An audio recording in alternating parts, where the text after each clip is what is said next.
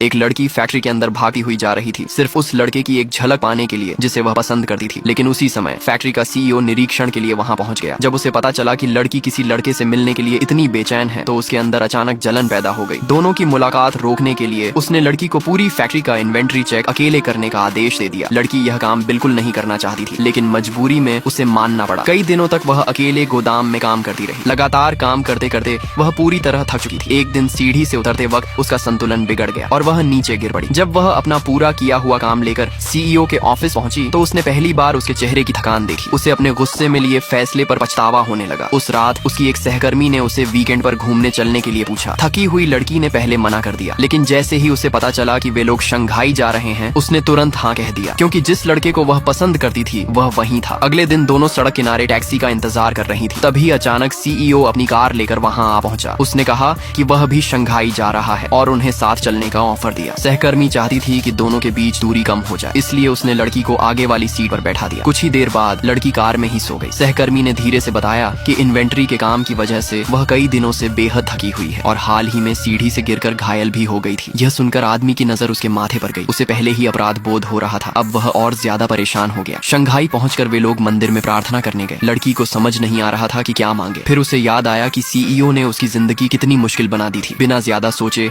उसने मन ही मन एक बद्दुआ मांग ली। उसने दुआ की कि वह आदमी उसकी जिंदगी से हमेशा के लिए गायब हो जाए। उसी समय लिन युसेन सड़क पार कर रहा था। तभी उसने देखा कि एक तेज रफ्तार मोटरसाइकिल सीधे एक बुजुर्ग आदमी की तरफ बढ़ रही है। वह तुरंत दौड़कर बुजुर्ग को धक्का देकर बचा लेता है, लेकिन खुद हादसे का शिकार हो जाता है। अगले दिन ऑफिस की मीटिंग में लड़की को पता चला कि सीईओ का एक्सीडेंट हो गया है। ये सुनते ही उसे लगा ये सब उसकी बद्दुआ की वजह से हुआ है। जब बॉस ने कहा कि किसी को सीईओ के घर जरूरी डॉक्यूमेंट्स पहुंचाने होंगे तो सबसे पहले उसी ने हाथ उठाया। वह अपने की का प्रायश्चित करना चाहती थी। वह टैक्सी लेकर सीधे उसकी विला पहुंच गई। दरवाजा नौकरानी ने खोला, लेकिन अंदर जाने की हिम्मत लड़की में नहीं थी। जब उसने सुना कि हादसा इतना गंभीर था कि अब वह ठीक से चल भी नहीं सका तो उसका दिल और भारी हो गया। उसने नौकरानी से कहा कि वह डॉक्यूमेंट्स अंदर दे दे और खुद चुपचाप वापस जाने लगी। लेकिन तभी लिन युसेन ने बाहर किसी की आवाज सुन ली और उसे अंदर बुला लिया। जैसे ही उसने लड़की को देखा उसकी आंखों की खुशी छिप ही नहीं पाई। उसे थोड़ा और रोकने के लिए उसने कहा, तुम लिविंग रूम में इंतजार करो, मैं पहले डॉक्यूमेंट्स देख लेता हूँ। लेकिन वह जानबूझकर पूरे 2 घंटे तक वहीं बैठा रहा। फिर उसने उसे और भी नए डॉक्यूमेंट्स की लिस्ट पकड़ा दी। आगे का पार्ट देखना है तो कॉमेंट में यस लिखो।